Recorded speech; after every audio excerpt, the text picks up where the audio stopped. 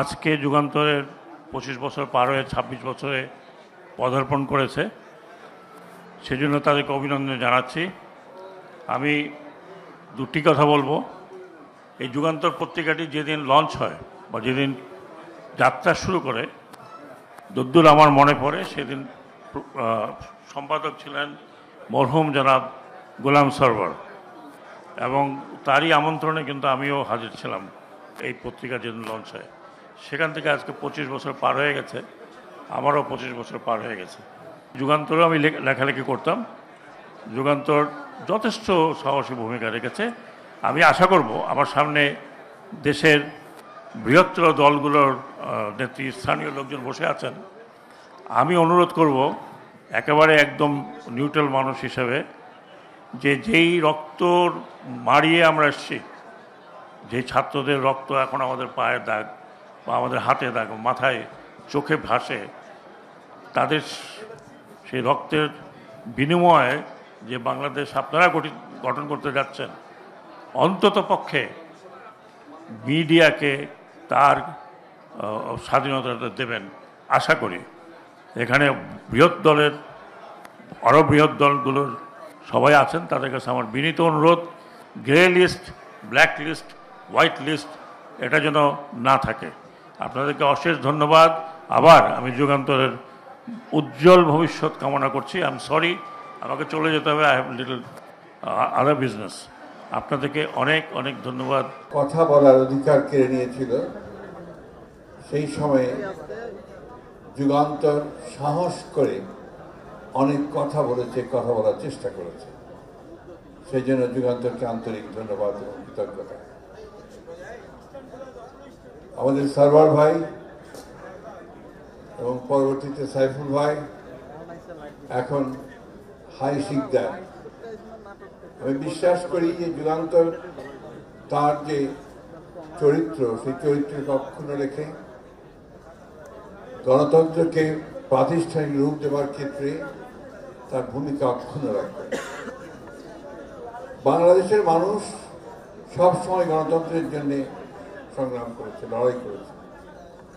বাংলাদেশের মানুষ 1971 সালে স্বাধীনতা যুদ্ধ করেছে গণতন্ত্রের জন্য। বাংলাদেশের মানুষ 24-এ প্রাণ দিয়েছে এই স্বাধীনতার জন্য, গণতন্ত্রের জন্য এবং তার কথা বলার অধিকারের জন্য। আমি বিশ্বাস করি যে যুগান্তর তার সেই ভূমিকা অক্ষুণ্ণ রাখবে এবং বাংলাদেশের যে নতুন বাংলাদেশ নির্মিত হতে চলেছে, সেই নতুন বাংলাদেশে তার ভূমিকা অবশ্যই সেই রাখতে সক্ষম হবে। আমি যুগান্তরের সম্পাদক, তার কর্মকর্তাবৃন্দ, মালিক পক্ষ, সাংবাদিক ভাইদের সকলকে আন্তরিক শুভেচ্ছা জানাচ্ছি আজকের এই রজত জয়ন্তীতে। দৈনিক যুগান্তরের এই রজত জয়ন্তী উৎসবের আয়োজনের সম্মানিত সভাপতি, আজকের এই বর্ণাঢ্য আনন্দঘন আয়োজনের উপস্থিত দেশের সম্মানিত ব্যক্তিবর্গ, সুধীবৃন্দ, আমরা যুগান্তরকে নিপীড়িত বঞ্চিত মানুষের পাশে পাই। দুর্ভাগ্য আমাদের জাতির যারা বিবেকবান, সুশীল সমাজ নামে যারা পরিচিত, যারা এটা বলেন যে সংবাদপত্র হচ্ছে 4th pillar of the state. আবার আধুনিক বিশ্বে এটাও আছে গণমাধ্যম সম্পর্কে কথা, যে এটা হচ্ছে সভ্যতার ব্যারোমিটার অফ দ্য সিভিলাইজেশন। কিন্তু বাংলাদেশের সংবাদপত্র, গণমাধ্যমে যারাই যখন শাসকের জায়গায় আসেন, মুক্ত গণমাধ্যমের ক্ষেত্রে তারা কতটা শ্রদ্ধাশীল থাকেন, সেই প্রশ্ন থেকে আমরা আজও কিন্তু মুক্ত নই। আমরা এই ফ্যাসিবাদী শাসনের সময় একটা দীর্ঘ সময় কারাগারে কাটিয়েছি। একটি ব্যতিক্রম পত্রিকা হিসেবে আমরাও যুগান্তরকে কাছে পেয়েছি। ফ্যাসিবাদের বন্দনা, ফ্যাসিবাদের তোষণ নীতি, সংবাদপত্র বা কর্পোরেট হাউসগুলো মনে হচ্ছিল যে একটা ব্যক্তির, একটা শিল্প মালিকের একটা প্রতিষ্ঠানে পরিণত হয়েছিল পত্রিকাগুলো। সেক্ষেত্রে চরম কঠিন সময় আমরা দেখেছি নিপীড়িত নির্যাতিত মানুষের কণ্ঠ হিসেবে অনেকখানি যুগান্তর কিন্তু আন্দোলনকারী ফ্যাসিবাদ বিরোধী জনতার পাশে ছিল। সেজন্য ফ্যাসিবাদ বিরোধী সংগ্রামের অংশীদার হিসেবে বাংলাদেশ জামাত ইসলামীর পক্ষ থেকে আজকের এই দৈনিক যুগান্তরের রজত জয়ন্তীর বর্ণাঢ্য আয়োজনে আমি যুগান্তরকে, দেশবাসীকে, পাঠক, এর সাথে সংশ্লিষ্ট শুভাকাঙ্ক্ষী, শুভানুধ্যায়ী যুগান্তর পরিবারকে আন্তরিক শুভেচ্ছা এবং অভিনন্দন জানাই। নতুন বাংলাদেশ নির্মাণে আমাদের হাজার হাজার ছাত্র জনতার এই রক্তদান, আহত আন্দোলনের সংগ্রামীদের ক্ষতচিহ্ন নিয়ে যারা একটি নতুন বাংলাদেশ বিনির্মাণের স্বপ্ন দেখছে, আশা করি যুগান্তর সেই স্বপ্নের পথে নিজেকে রূপান্তর ঘটিয়ে একটি নতুন বাংলাদেশ প্রতিষ্ঠায় ইতিহাসের অংশ হয়ে থাকবে। আজকের রজত জয়ন্তীতে জামাত ইসলামের পক্ষ থেকে সেই শুভকামনা জানিয়ে সকলকে ধন্যবাদ জানিয়ে আমি আমার বক্তব্য শেষ করছি। যুগান্তরকে শুভেচ্ছা জানাই। একটা গণমাধ্যম হিসেবে সবসময় চ্যালেঞ্জের মুখে থাকতে হয় সবগুলো গণমাধ্যমকে, তারা সত্যিকার গণমাধ্যম হয়ে উঠতে পারছে কিনা। আমাদের দেশে গণমাধ্যমের বাধাগুলো আমরা জানি। সরকার, নানান রকম গোয়েন্দা সংস্থা কিভাবে গণমাধ্যমকে নিয়ন্ত্রণ করার চেষ্টা করেছে। এমনকি মালিক পক্ষ কখনো সরকারের সাথে আপোষ করে, কখনো তাদের স্বার্থ গণমাধ্যমকে নিয়ন্ত্রণ করতে চেষ্টা করে। আমরা পরিষ্কারভাবে মনে করি যে এই গণ অভ্যুত্থান নতুন করে বাংলাদেশে গণমাধ্যম যাতে নিয়ন্ত্রণের বাইরে সত্যিকার গণমাধ্যম হয়ে উঠতে পারে, তার কতগুলো ব্যবস্থার দিকে যাওয়া দরকার।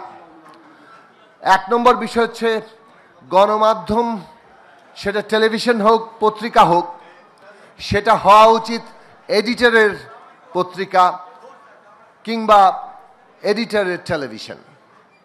মালিক ইনভেস্ট করেন, কিন্তু আসলে একটা পত্রিকা হচ্ছে এডিটরসের পত্রিকা, সেই জায়গাটা আমাদের প্রতিষ্ঠা করা দরকার।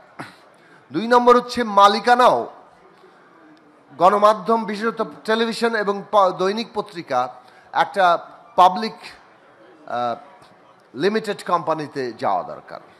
জনগণের অংশগ্রহণ, এমনকি মালিকানারও একক মালিকানা থেকে বহু মালিকানায় এই গণমাধ্যমের জায়গাটা যাওয়া দরকার, যাতে গণমাধ্যম এমন একটা জায়গায় দাঁড়াতে পারে যেখানে তার জবাবদিহিতার জায়গাটা কেবল জনগণের কাছে থাকবে। এই কাঠামোগত পরিবর্তনগুলো আমাদের দেশে এখন বিশেষভাবে প্রয়োজন। আমরা দেখেছি কিভাবে বিগত ফ্যাসিস্ট সরকার গণমাধ্যমকে এক একটা এমন তাবেদারি প্রতিষ্ঠানে পরিণত করেছিল, অন্তত তার উল্লেখযোগ্য অংশকে তারা ওইভাবে নিয়ন্ত্রণ করতে সক্ষম হয়েছিল। এই গণমাধ্যমগুলো মানুষের সামনে একটা মগজ ধোলাইয়ের মেশিন হিসেবে আবির্ভূত হয়েছিল। সেটা তারা সফল হয়নি শেষ পর্যন্ত, কিন্তু একটা গণমাধ্যমের সাথে অসংখ্য মানুষ যুক্ত থাকে। একটা গণমাধ্যম যখন এইভাবে কোনো একটা কায়েমি স্বার্থ কিংবা একটা ফ্যাসিস্ট সরকারের তাবেদার হিসেবে ভূমিকা নেয়, তখন তার সাথে সংশ্লিষ্ট সকল পেশাজীবী কর্মকর্তা, সম্পাদক, সাংবাদিক তারা সহ বিপদে পড়ে যান। এই যে বিপদ থেকে আমাদের উদ্ধার করা দরকার। গণমাধ্যমকে যাতে এইভাবে ভবিষ্যতে আর কোনো নিয়ন্ত্রণের মধ্যে থাকতে না পারে, তার কাঠামোগত পরিবর্তন আমাদের পুরো অভ্যুত্থানের আকাঙ্ক্ষা। আমি আশা করি বাংলাদেশ সেই পথে হাঁটবে, যুগান্তরও সেই পথের অংশীদার হবে। বাংলাদেশের অন্যতম পাঠকপ্রিয়, জনপ্রিয় গণমাধ্যম দৈনিক পত্রিকা যুগান্তরের প্রতিষ্ঠার রজত জয়ন্তী উপলক্ষে আয়োজিত আজকের এই অনুষ্ঠানে আমি যুগান্তর পরিবারকে আন্তরিক অভিনন্দন জ্ঞাপন করছি। আমি বাংলাদেশের বিগত ফ্যাসিবাদী স্বৈরাচারী সরকারের আমলের নিপীড়নের একটি প্রতীকী চিত্র। আমরা দীর্ঘ একটা সময়ে কারাবন্দিত্বে আমাদের সময় অতিক্রম করতে হয়েছে। 3 বছরের এই কারাবন্দি সময়ে যুগান্তর আমাদের কাছে, বিশেষ করে আমার কাছে, একটি গুরুত্বপূর্ণ সংবাদ মাধ্যম হিসেবে বাইরের জগতের সংবাদগুলো আমাদের কাছে পৌঁছে দিত। অন্যান্য আরও অনেকগুলো পত্রিকার ভিড়ে যুগান্তরকে আমরা সেখানে ব্যতিক্রম পেয়েছি। যে সবগুলো পত্রিকাই শুধুমাত্র ফ্যাসিবাদের বন্দনাই গাইতো, কিছুটা ব্যতিক্রম ছিল যুগান্তর। সেজন্য আমাদের সেই দুঃসময়ের সারথি হিসাবে যুগান্তরকে ধন্যবাদ জানাই। সেই সময়টায় পত্রিকার পাতা জুড়ে যখন দেখতাম শিরোনাম হতো অনন্য উচ্চতায় শেখ হাসিনা, আমরা নিপীড়িত মানুষগুলো আহত হতাম। সকল গণমাধ্যমের কাছে অনুরোধ থাকবে যে রাষ্ট্রের চতুর্থ স্তম্ভ হিসেবে ভূমিকাটা পালন করবে তারা, এবং কায়েমি স্বার্থবাদী ফ্যাসিবাদী স্বৈরাচারী এই শক্তিগুলোকে তারা সামনের দিনে এভাবে শক্তি যোগাবে না। সকলকে ধন্যবাদ জানাই।